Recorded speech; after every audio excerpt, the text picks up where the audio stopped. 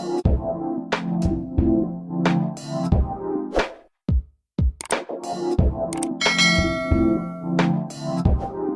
everyone, this is D, Movieman, fellow cinephile, popcorn addict, and emerging film critic, coming to you with reliable recaps, reviews, and reactions.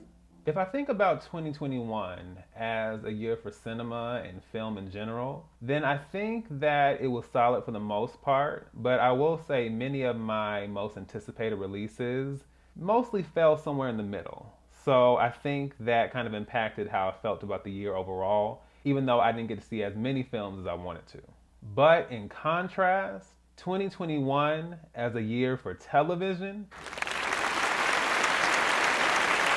this has been an absolutely phenomenal year for television. So I would be remiss if I didn't acknowledge some of my favorite and even some of the best television series of 2021. So to start off, I have two honorable mentions. And my first choice is one that I already know flew under the radar for a lot of people. And that is none other than the HBO documentary series Nuclear Family, directed, produced, and starring Rye Russo Young. Now, for those who are unfamiliar, Nuclear Family follows the lives of Rye's real life mothers, Sandra Russo and Robin Young, and their desire to create a biological family together. However, this desire is eventually warped into an unprecedented legal battle that sends shockwaves through the judicial system, the LGBTQ community, and eventually the nation itself.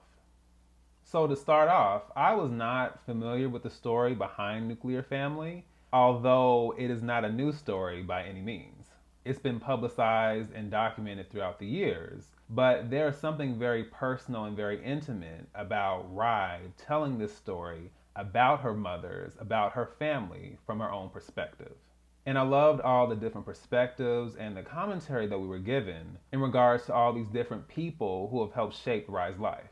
And what makes that piece even more interesting is that at a certain point, even Rye is having to question the perspective that she's been given that has shaped her own life, and her having to question whether that's been to her benefit or her detriment. Something that I found really interesting is the fact that I'm familiar with Rye Russo's work. I just wasn't familiar with her name specifically, but she's directed the films Before I Fall in 2017 and The Sun is also a Star in 2019. And what I also loved about this series is that having that context of her as a director, we actually do see her when she's much younger videotaping everything, videotaping her family and her experiences and doing kind of these mock interviews and all of that. So I love that we are also seeing her early experiences with filmmaking and seeing that foundation coming together, knowing that she's going to become a director in the future. And I love that Rye took the opportunity to tell her story from such a direct, personal, firsthand perspective, but also that it was done in a way that was open. It wasn't necessarily one sided. It definitely was open ended, and it definitely left you with a lot of questions and just a lot to really chew on as far as this experience and how it's impacted her as a person and how it also has impacted her family. Nuclear Family is currently streaming on HBO Max.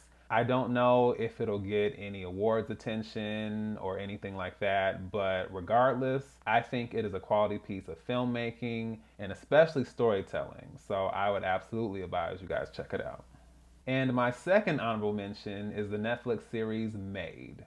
I'm going to tell you right now, when I first heard about Made, I could tell the story was going to be very dark and very depressing, which is understandable given the subject matter. But considering where I was emotionally, I was not in a position to watch, so I was like, you know what, maybe another time. So when I finally did watch this series, I realized that I was not wrong, but that it was so much more than I could have ever expected.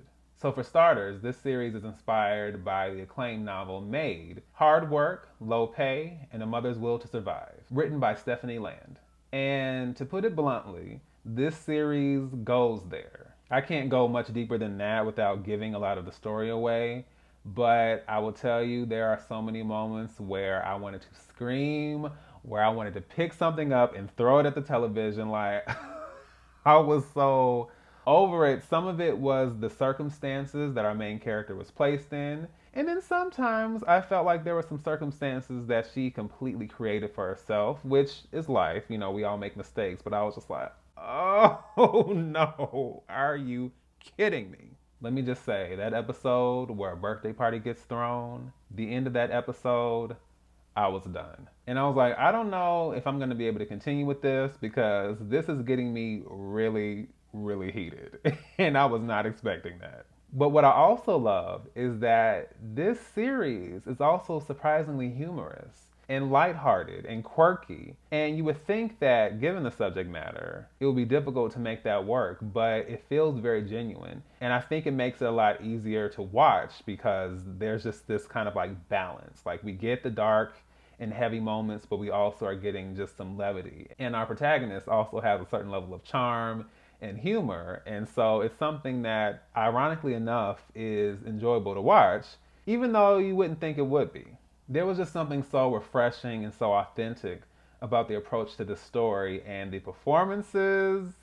Listen, I was not familiar with Margaret Qualley. I didn't even know that she was Andy McDowell's daughter. But they both did an excellent job, along with Nick Robinson, Anika Noni Rose. And what I also loved about these performances is that a lot of the actors, at least in my opinion, I felt like they were playing against type.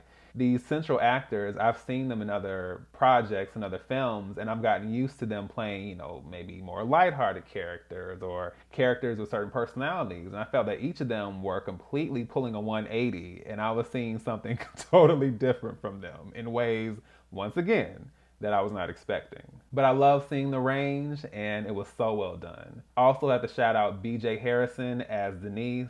I loved that character, and I love that performance as well. I love everything that that character represented. It is a tough series, and I can understand why certain people wouldn't be inclined to watch it. But there is something about the journey that the protagonist takes and just the journey of this story. And once we get to the end, it's just something so rewarding about having taken that journey with all these characters and seeing how things play out. So I absolutely had to include Maid on this list. All right, and at number 7, we have the Netflix reality series Bling Empire. This particular show has been described as the real life Crazy Rich Asians, and that is not an understatement. Now, if you would have told me that Netflix would be producing and distributing reality series and that one of them would be on my best list of 2021, I probably would not have believed you. But what makes Bling Empire such a great series to watch is that, along with the money and the opulence and these displays of wealth, there is such a humanity and complexity being showcased in each one of the cast members. Naturally, there's a lot of reality television that is centered around drama, around a lot of dysfunction and toxicity. But in contrast to that, I feel like first and foremost, this show is really showing a very dynamic friend group. You are seeing a lot of support, you are seeing a lot of camaraderie, a lot of positivity, a lot of connections and bonding, and I really, really loved seeing that. But then along with that, this show actually delves into some very serious and heavy topics: infertility, abandonment, adoption, grief, loss, dysfunctional relationships. There is a lot that's covered here. And although I know that there are certain characters or cast members on this show that will be more popular than others, what I can also say is that even with the more unlikable cast members, I appreciate that we're given some insight into their lives. Like, you can still empathize with them and you can understand that they also have experienced some very unexpected things in their lives. And just, there's just such a refreshing approach to this series, and it would be easy to make it something very shallow and very obnoxious and very over the top. But it does such a beautiful job of showcasing these people's lives. And like I said, showcasing their humanity and their experiences. And this series taking that kind of approach, it made it not only enjoyable to watch, but also very satisfying and just kind of gratifying in a deeper way. And that's something, like I said, I totally was not expecting. In fact, I enjoyed Bling Empire so much that I actually included it in my recap series. I did all 8 episodes, and I gave my thoughts on the characters and some of the crazy things that happened. So if you are interested, please feel free to watch and check those out. And overall, I just really appreciate how unique and insightful this series was. At number 6, we have The Cook of Castamar, aka La Cocinera de Castamar. I have said it before, not only am I a huge costume drama fan and period piece fan, but I also am a huge foreign series fan. And so this particular series just blended everything that I could possibly love and enjoy into one big package. I mean, this was so shocking and so layered and so full of twists and turns and so many dynamic characters with equally interesting backstories and so much more. This really was just a blast, and the journey with the story and these characters, I really didn't want it to end. But it was a journey that I absolutely did not regret taking. Up next at number 5, we have the HBO series Mayor of Easttown. This is one of those shows that when HBO was doing their rollout and their preview of all the shows that were coming in 2021, I remember getting a glimpse of this. And somewhere in my brain, I was like, I have a feeling I might really, really love this series. I didn't have anything to go off of, but just from that glimpse, I was like, maybe. And I absolutely was not wrong. Not only do we have the always excellent Kate Winslet as our lead here, but this cast overall, oh my goodness, just so talented, such a great ensemble cast. I really enjoyed Gene Smart and Evan Peters in particular, but everyone was great, and I also love a good murder mystery, more so scripted murder mysteries. I don't do so well with like true life stuff that's just a little too real for me. But as far as this show is concerned, I thought it was such a dynamic piece of work.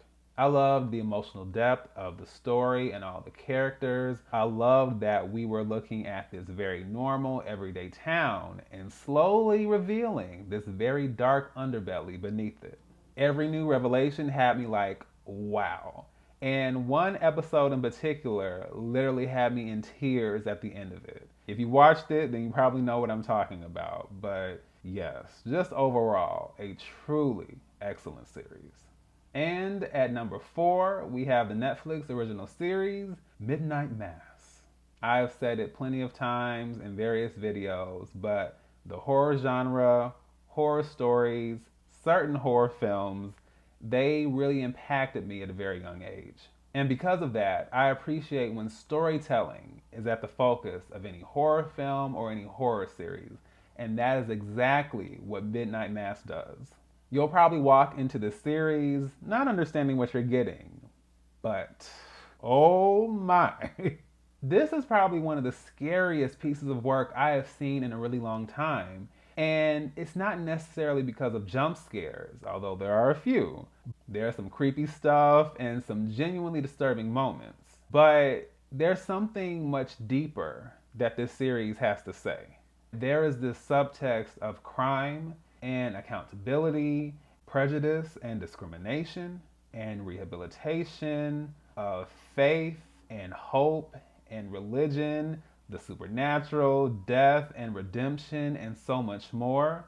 And let me say right now that episode 6 might be single handedly the scariest episode of a television series that I have seen ever since I watched episode 1 of The Bonfire of Destiny, which is also on Netflix. Both of those episodes are so scary, but it's not because of anything jumping out of the screen, ooga booga booga. They are frightening and horrifying because of the reality of what is being displayed. It was also really interesting seeing Hamish Linklater in this series after his performance in Tell Me Your Secrets, but he was phenomenal in both. The same for Zach Gilford, just saw him in Good Girls and then hopped over to this series. Once again, great performances in both. Very different characters too. And it goes without saying that you need to watch this. Now, you need to prepare yourself before you watch this. But yeah, you need to watch this. And at number 3, we have the HBO series Made for Love. It's based on the 2017 novel written by Elisa Nutting. Now, because we are such a technology-driven society, watching anything where that is a central focus, it can feel a little too meta or it can feel very on the nose. And we've seen so many different projects, including The Matrix and others, about technology and the future and all of that. So you would think, what else is there to say? Well, there is a lot to say, actually. Not only are we getting the exploration of technology and social media in the present day, we're also juxtaposing that subtext with the reality of dysfunctional and extremely codependent relationships. The suffocation, the lack of boundaries and privacy, the sense of control. And it is disturbingly on target with social media and the significant role it plays in our lives. Not that the show is being preachy about that, but it is being very honest about that parallel and how that impacts the main character, who is in this marriage to a tech billionaire who has made the decision to manage his marriage a very specific way. And the approach to that is very darkly comedic. There are times where it's laugh out loud funny and you really cannot stop cracking up. But then there are other moments where we delve a bit deeper and we realize, uh-oh, yeah, this is not great. We are dealing with the reality of that and the pressure of that and how that dynamic impacts all of these characters. This was my introduction to Kristen Milioti. And after watching her in this series, I'm going to have to go back and look up her filmography and watch some past performances because as the lead, she really brought this entire series together. The casting is solid overall, but there was something very honest and endearing and quirky about her character. But she's also a character who has been in the midst of dysfunction and trauma and disorientation and is working out of that and slowly recovering her identity again. And I even thought that aspect of the story was very, very powerful. We also have Billy Magnuson, Ray Romano, and Noma Dumez-Winnie, who was just in The Undoing, which is another HBO project. And given how this first season closed out, I absolutely cannot wait for season 2. And at number 2, we have the Marvel Disney Plus series, WandaVision. Now, WandaVision is a series that I was not excited for. When it was announced and when they were going through the process of production and all that, I was just like, I recall how things ended with Infinity War, and what is the point of a series given how that happened? And like, what is the whole point of this? I could not have been more wrong. Not only was this an excellent series, not only did it take Wanda and Vision's story in a completely new direction, but the way it took this whole concept of nostalgia and television and past decades, brilliant. And then on top of that, centering grief and trauma and loss at the center of the story just took it to the next level. And the themes that are explored in this series were so timely. I will be very honest. I've talked about my emotional struggles during the beginning and just kind of throughout 2021, but also 2020. And I genuinely kept having these moments where I just wanted to jump back to life when I was young, just, wanting that feeling back, wanting to be in a certain time and space and not have to think about the reality of loss, think about, the emotional turmoil of life and everything that's going on. I wanted to just like have all that back. So it was so cathartic watching a series where a character is experiencing that same mental and emotional strain and it is playing out with this theme of nostalgia and rebuilding one's world the way that they want and wanting to rediscover something that has been lost to them. I'm not trying to be super emotional about it, but it really hit home in a way I didn't expect, especially for it to be a Marvel project. And that's not me trying to knock Marvel, but we see a lot of repetition in Marvel. We see a lot of, just very specific structures and formats to MCU projects. So the fact that they came up with this and gave it all this depth and gave it all these layers, like it blew me away. And although I am really sad that this is a one and done for obvious reasons, I am excited to see what this means for Wanda and her journey as Scarlet Witch and the multiverse of madness and a whole lot more. And beyond that, I think this series is a great example of what Marvel can really be, of what their potential is, and how they can really maximize that when they step outside of the conventions and incorporate elements and themes and narratives that resonate in very distinct and very unique ways. And at number one, my favorite slash best television series of 2021 goes to the HBO series Hacks. This is a series I ended up watching just off the strength of Jean Smart. I feel like I've always been familiar with her face when I was younger, but I feel like my first oh, I know who that actress is her role in Bringing Down the House, starring Steve Martin and Queen Latifah. And Jean Smart has always been talented, but 2021 was her year. Not only did she star in Mayor of Easttown, but she also was the lead in this series, and man, did she blow it out of the water. She recently won the Emmy Award for Outstanding Lead Actress, and it was absolutely deserved. Her performance as Deborah Vance, this renowned, iconic stand up comedian, I mean, it was everything I needed and more. And considering that this series is centered around stand up, you would hope that it would be, I don't know, funny. And immediately from the first episode, I was cracking up the entire time. And as soon as it ended, I was like, okay, what's the next episode? I gotta see what else is going on with these characters because, man, that was such an awesome introduction to this series. And it only got funnier as we went along. I also thought Hannah Inbinder as Ava and Carl Clemens Hopkins as Marcus. I thought they were also excellent. They were like the perfect trifecta as the leads. And I love that they are dealing with the reality of being an older woman, an aging woman in a very specific industry, and that not being valued. Despite her success, despite her legacy, and despite everything that she has contributed to this industry, it still is not valued, and it is so easily brushed aside for something that is newer and more popular. And then lastly, this being set in Las Vegas brought back memories.